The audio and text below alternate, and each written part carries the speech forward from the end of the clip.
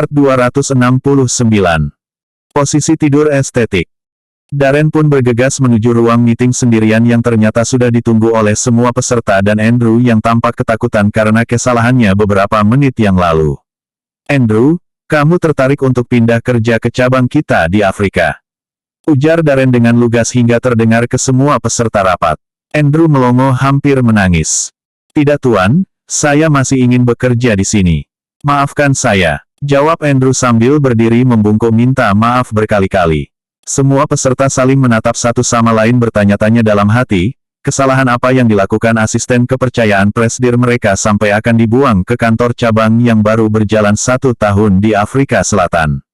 Kalau orang kepercayaannya saja akan dibuang ke Afrika karena melakukan kesalahan, mereka yang hanya direktur tidak akrab pasti akan dipecat secara tidak terhormat. Ruangan meeting pun mendadak bertambah lebih suram dari biasanya.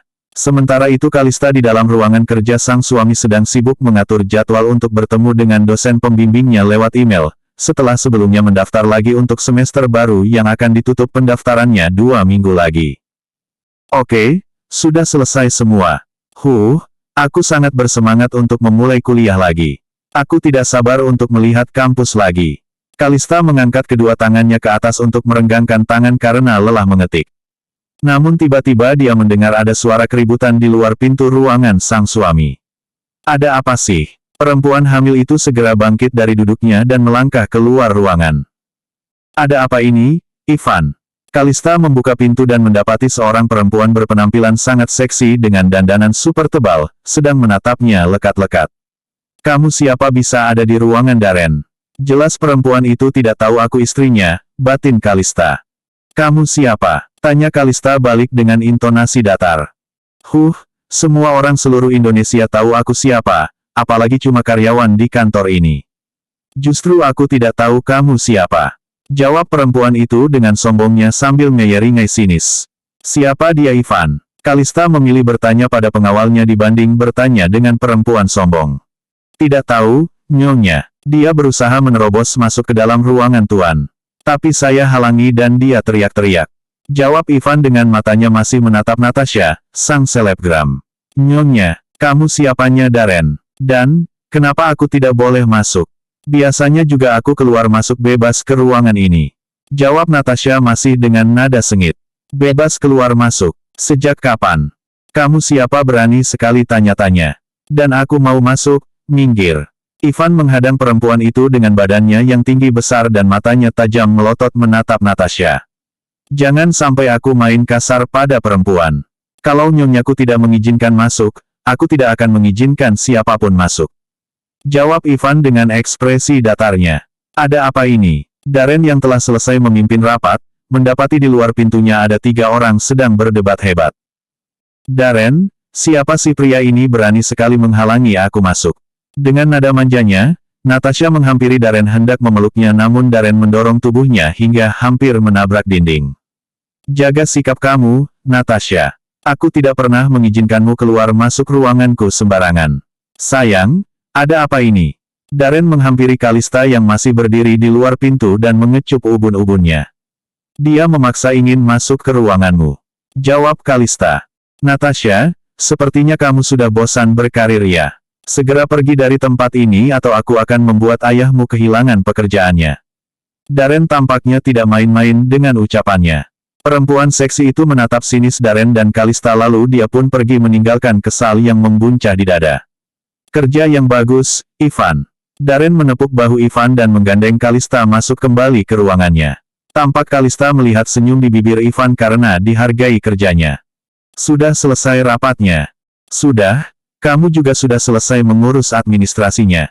tanya Darren sambil meletakkan laptopnya. "Sudah. Besok aku izin ke kampus ya untuk menyerahkan semua data-data tertulis ke sekretariat dan dosen pembimbingku."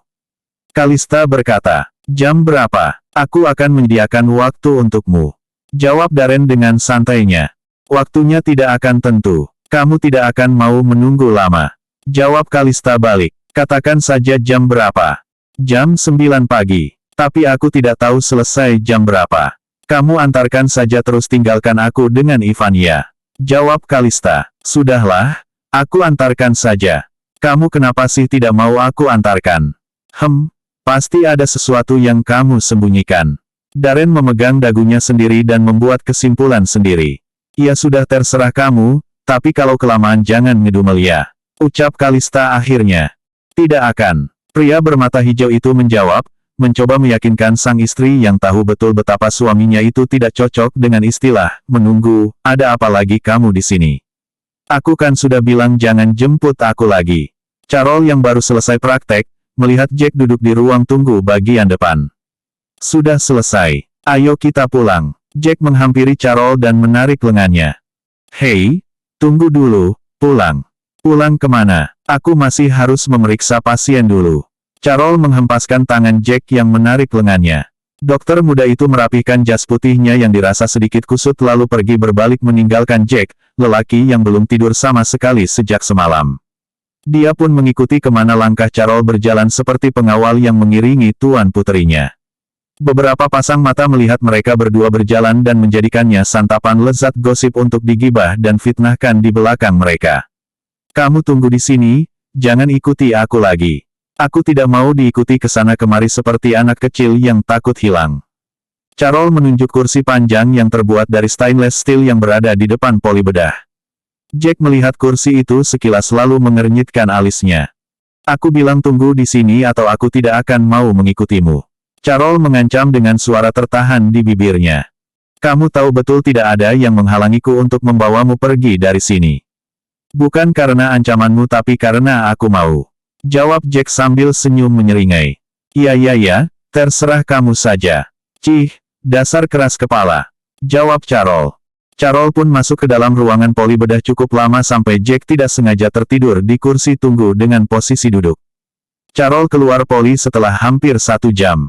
Matanya menatap lurus seorang lelaki dengan lingkaran hitam di sekitar matanya itu sedang tidur pulas dengan posisi kepala menunduk memeluk kedua tangan dilipat di depan dada dengan satu kaki disilangkan di antara kaki lain. Sungguh posisi tidur yang estetik. Carol malah berpikir kalau posisi tidurnya lebih bebas dengan kepala mendongak ke atas, mulut menganga lebar, dan posisi tangan kaki bebas kemana-mana. Sungguh orang kaya dengan status sosial seperti Jack bahkan cara tidurnya pun sangat elegan. Cih, sudah tahu ngantuk berat tapi memaksakan diri datang ke sini.